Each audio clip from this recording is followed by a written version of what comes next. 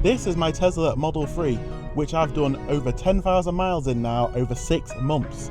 During that time, I've done plenty of road trips around the country, putting this car to the test. But how much has that cost me? Well, in this video, we're going to have a look at that. We're going to break down how much this car has cost me to run, looking at the fueling costs, and of course, the maintenance, or lack of. This is my 6-month, 10,000 mile review on Ben Goes Electric.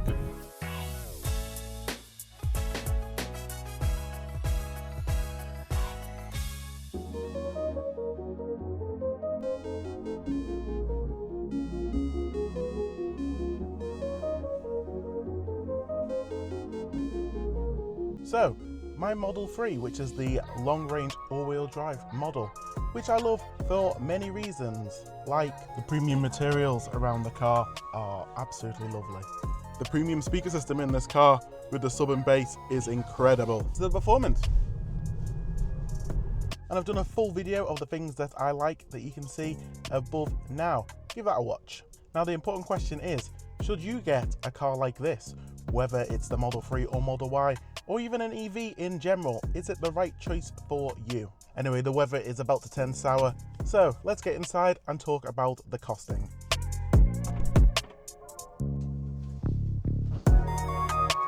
So let's get down to what's important for all of you. The cost, the breakdown of how much this Model 3 has cost me over the 6 months, 10,000 mile period. I've got all the details in my notes below. It's worth mentioning that these are for my car and my situation. Running this channel, I do a lot of road trips. I've gone to a Roman Fort up in the Lake District. I've gone down south on the last road trip, down to Sevenoaks and Sussex. And I've been to Glasgow and back. There's been many trips in this car, so my supercharger usage is a bit higher than what you'd see normally. But because of that, we're not just going to have a look at my costs. We're going to have a look at if you just charged at home on a cheap rate. What if you don't have a cheap rate? Just the standard home tariff. And worst case scenarios, what if you could only supercharge at Tesla's superchargers? And worst case, what if you had to rely on the non-Tesla rapid charger network like GridServe and Shell Recharge? So let's get down to it and see how much this car has cost. So in the 10,000 mile period, I have charged 3,017 kilowatt hours. If you take that to the battery capacity of 79, that's around about 38, 0 to 100 full charges if you did it like that, which I don't think is too bad for 10,000 miles. We can then break that down to where I've charged at work, home, the superchargers, and then other charging networks as well. So we'll start with work, and you'll see that I've charged 47% of my car at work. And the great thing about that is it's cost me zero. I had free work charging when I worked at the company. So I charged a total of 1,404 kilowatt hours at work for 0p, giving a total of £0 for nearly half of the battery capacity of what I've used. That's amazing. Not everyone's in that situation, of course, but this is, at the moment, for me, this is what I've spent. Next, we'll take home, where I've charged 17% of my total charging, which is 515 kilowatt hours, and I pay, I've averaged out to about 7p. It's gone up to 7.5p, but it has been 6.5p previously. So if we take the average of 7p, so that has cost me £36.05, which is great. You can't complain about that. Now, where it comes into it is the supercharging. Like I mentioned, I do a lot of the longer trips for YouTube, for you guys. 34% of which I've charged at supercharging sites, which is 1,040 kilowatt hours. I've visited 19 different sites over this 6-month period, which is crazy. Of course, the price changes depending on the time and the different sites, but I've gone through all my history of the charging, all the different sites, and I've added it up, and that comes to £361.90, which I think is pretty cheap for rapid charging in the UK. That just shows you how good the Tesla supercharger network is on pricing. You can't beat that. Now we'll move on to the last, which is others, which is 2%, 58 kilowatts of power. And this has been again for YouTube when I've done my charging tour. I've gone to Shell, I've gone to MFG, I've been to Fastned, I've charged at these sites to see what the charges are like for you. So for example, I've spent £7.12 at Shell, 89p a kilowatt hour. At MFG, I've gone £18.42. And at Fastned, I spent £9.52. So we're giving us a total there of £35.06 I've spent at the other networks. Not bad, but considering you look at that, £35 for 58 kilowatts or £36 for 515 kilowatts at home, you can see again how important it is to charge at home, and I highly recommend to do so if getting an EV. Of course, you don't need to charge at home. It's recommended. I've done a video where you can click up here for some cheap charging at Tesla's super off-peak rates at their superchargers. Have a look at that one to save some money. So that gives us a grand total for fuel costs of £433.01 over 10,000 miles. But that's just an amount. How does that compare to a normal car? So for example, I'm going to take the car that my Tesla replaced, my Kia Niro hybrid, full hybrid, so self-charging as they call them. So let's compare it to that in 10,000 miles. So for that, I've taken the average fuel price at the moment, which is 134.44 pence per litre. I'm taking the mileage that I've done, which is 10,749. And the miles per gallon that I got in the car averaged over the 10,000 miles, which is around 52 real world. The car would have needed 939.72 litres of fuel, and at that price, that would have cost £1,263.36. Way higher than the Tesla on the fuel costs.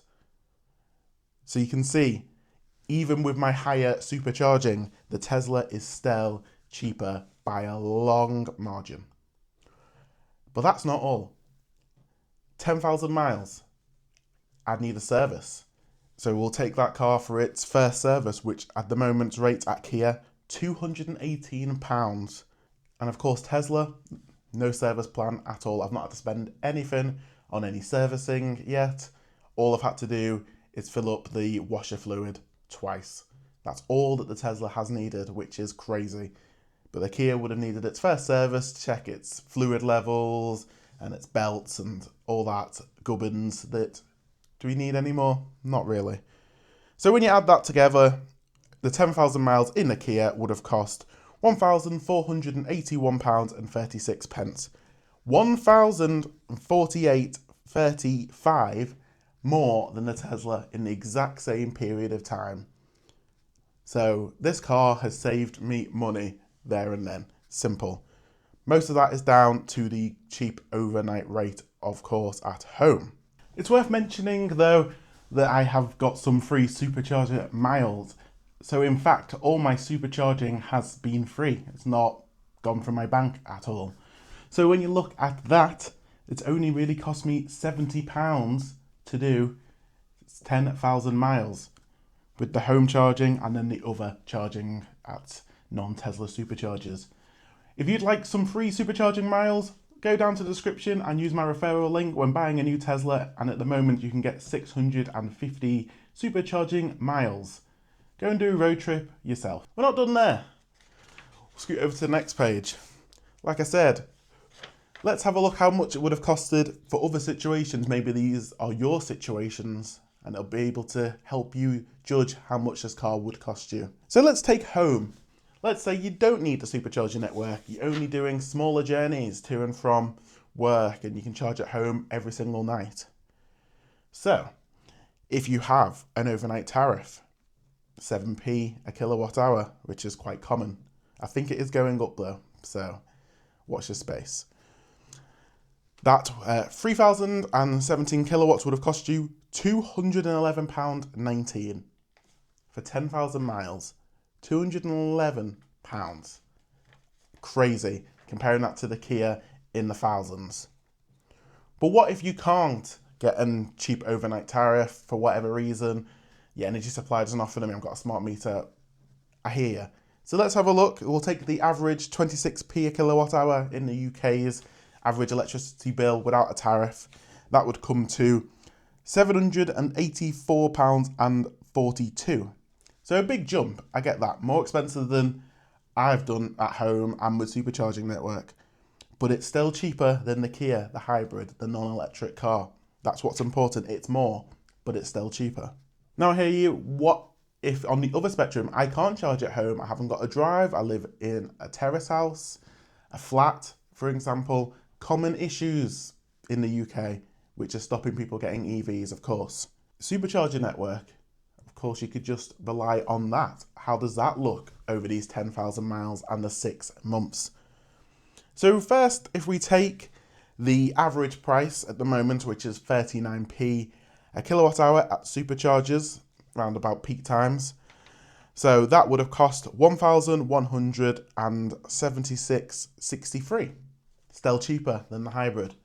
And that's using the average price, which, of course, as you know, is higher than what you could pay. You could go and do the off-peak times after 12, or some of them are after 10 p.m. So if we take the lower end of the spectrum, 22p a kilowatt hour, like I did in Preston, that would cost £663.74. There's no words for that. That price, again, compared to the hybrid, which is a very efficient petrol car, we'll come back to that soon, it's over half the price. And using the public charging network of Tesla. So maybe you don't need home charging. It's recommended. You can save a lot more. Look at that, £200 to £600 if you have an overnight home tariff. Of course, it's a lot of money, but it's still cheaper to go EV and charge at the networks of Tesla. Weird way to put it. And now, worst case scenario now. There's no superchargers near you. You can't charge at home. The only option you have are the UK public rapid charging networks like GridServe, Shell Recharge, Ionity, etc. What would that be like? Well, we'll take GridServe, 85p a kilowatt hour. Absurd. That would have cost me £2,564.45 for that 10,000 miles, which is crazy. That's over £1,000 more than the Kia would have cost me. So you can clearly see here, there's a massive price difference all the way from paying the lowest of £211 all the way up to £2,500. This is why you need to be careful where you charge at when you're looking at an EV. If you can charge at home, get a low overnight tariff. Not needed, but it'll save you money. If you can only charge at these public charging networks like GridServe,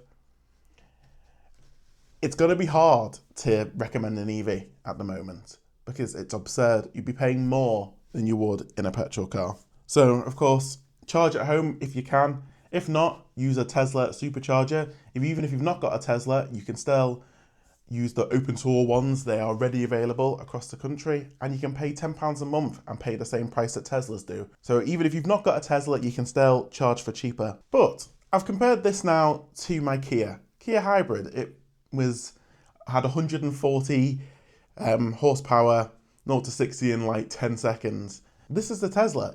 It's fast, 0 to 60 in 4 seconds. It's got all-wheel drive. We should really compare that to a car that matches that in the petrol class. So I've taken the Audi S3, similarly powered car, all-wheel drive, 0 to 60 in about 4 seconds. How much would that cost over 10,000 miles, 6 months? So the average of that car is 29 miles per gallon, not good at all. And the fuel cost for that would have been £2,265.39. So as you can see, that's really approaching on GridServe's price of charging my Tesla. So the price difference there, car to car, is not much. But of course, it's a petrol car, servicing 10,000 miles. Audi charge £520.45 for their first service, bringing the total of ownership of an S3 to £2,785.39, more than taking my Tesla to GridServe for every single charge. the EV still wins out when you're comparing it like for like, of course.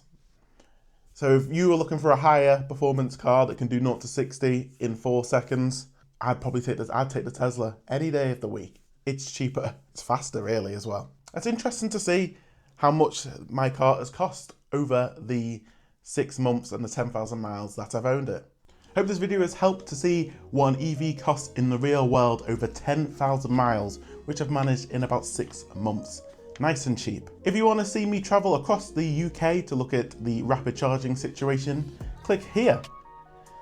If you want to see my road trip videos, I go up and down the country again and seeing what the efficiency is like in my car and other cars, click here.